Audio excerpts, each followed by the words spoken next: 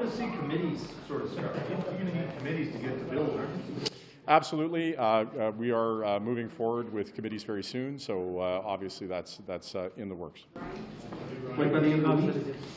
Yeah, I'll be in a better position tomorrow to give a clear answer on that. Parce que si vous voulez faire passer des projets de loi avant Noël, il va falloir que ça passe le comité, il ne reste plus grand-chose. Tu as raison. Donc, il va y avoir le comité bientôt. Et je comprends les raisons pour lesquelles on a besoin du comité aussi tôt que possible. Est-ce que vous allez avoir besoin de baillons pour passer vos projets de loi avant la on continuait d'avoir les conversations avec les autres partis et les façons qu'on peut adopter le projet de loi C2, par exemple.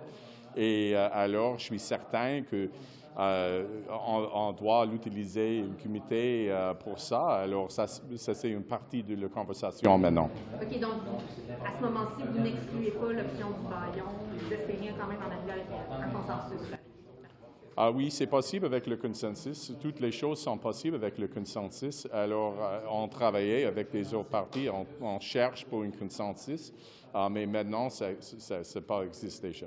Et pour la présence des députés, est-ce que tous les ministres sont là aujourd'hui? La grande majorité des ministres sont ici aujourd'hui, oui. Il y a la grande majorité sont là. Ça va toujours être le cas? Ça va être absolument le cas.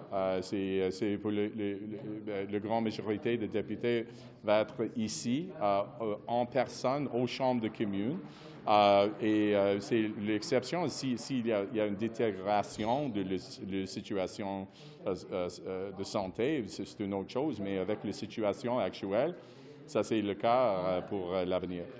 OK, merci beaucoup.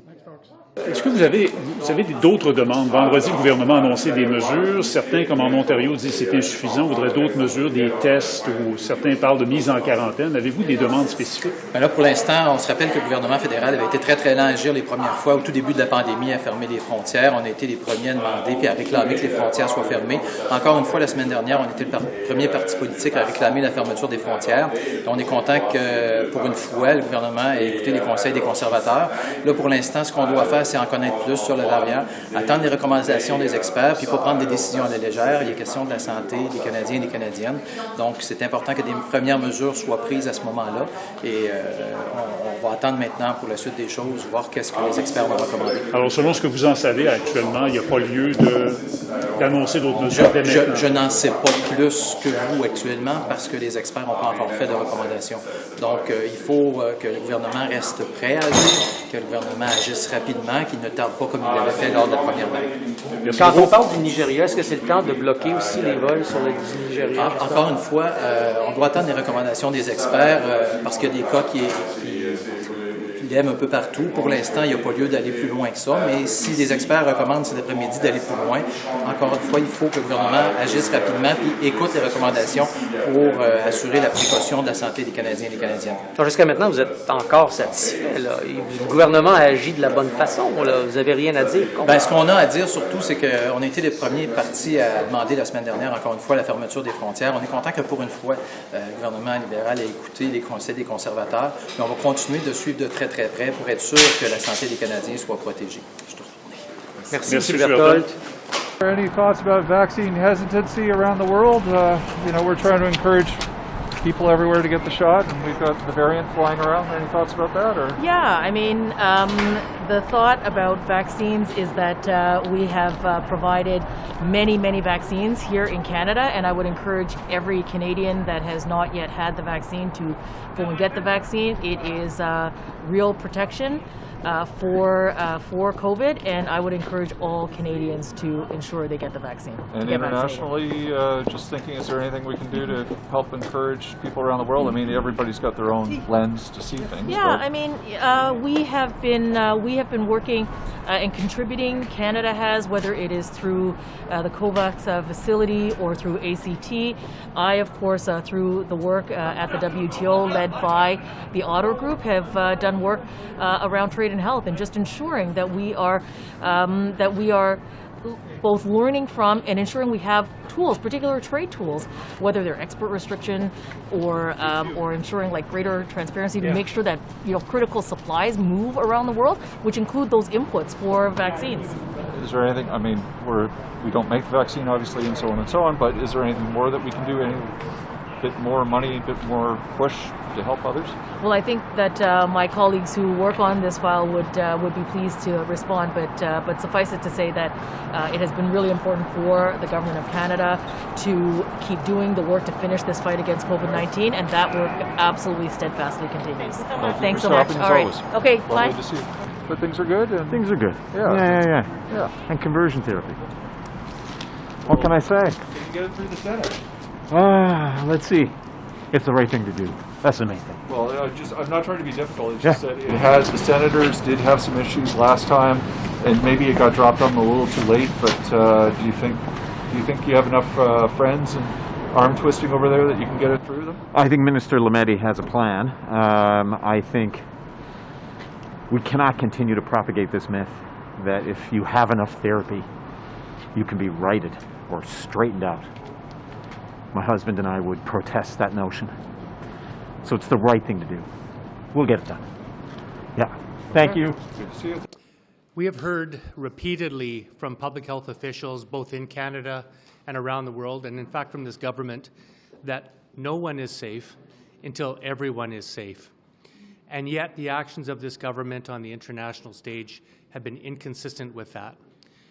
We now see the emergence of a variant of concern, which has been warned about for months by the WHO, health experts, and the New Democrats. We know that while we leave significant parts of the world unvaccinated, this increases the chances of the development of variants of concern, and now we have the Omicron variant that has now emerged as a result. So we're calling on the Liberal government to change its policy, particularly at the World Trade Organization, where it has been working against efforts by countries who want to see a relaxation temporarily of the TRIPS rules so that countries can more easily produce vaccines for their own citizens. Ironically, South Africa was one of those countries that was pushing for the TRIPS waiver, and we know that the Omicron variant has emerged from that region of the world.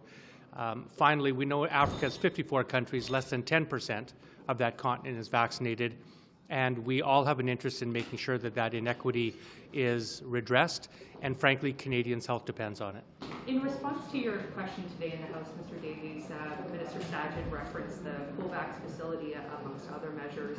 Can you be specific? What do you think the government has failed to do in terms of the existing efforts? Well, first of all, I mean, this government actually took vaccine doses from COVAX when COVAX was set up. Let's face it, everybody knows what it's for. It was to create a repository of vaccines for the developing world. So that's the first thing that this government did that's inconsistent with the objective of getting the rest of the world vaccinated. But more importantly, at the World Trade Organization, at the WTO, where South Africa and India and other countries were asking for a temporary exemption to the TRIPS rules so that the intellectual property protections for Big Pharma would be temporarily relaxed so that countries that had the ability could actually produce vaccines. Canada has been one of those countries that has resisted that. Even the United States, under President Biden, has agreed to do that. Canada won't, and that policy has to change. How worried are you about the Omicron variant, or how worried should people be? Well, I'm concerned.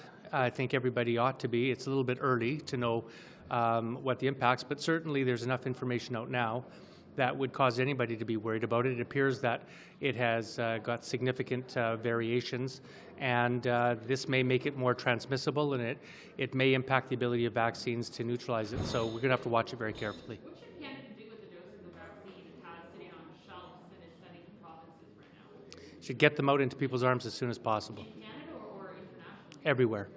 But there has to be a bit of a priority first. There's been calls that Canada shouldn't be offering boosters right now or even immunizing children. Well, we obviously see parts of the world where in Africa 1 in 4 healthcare workers have access to a vaccine. So what should be the priority in your minds, getting the shots into Canadian arms or sending them internationally? Well, I think that's one of the problems is framing that question when it's a question of either or. What we do know is that we have to help every single country to get vaccines in people's arms all over the place. And one way to do that is to get the WTO's rules relaxed so that countries like India and South Africa could be producing vaccines, they should be locally. You know, one of the problems with some of the vaccines is the refrigeration, as we know, with Pfizer. So it makes sense to have a lot of these vaccines produced locally. So I'd like to see Canada just take a much more active approach in helping other countries get vaccinated, which instead of acting as a barrier to doing that.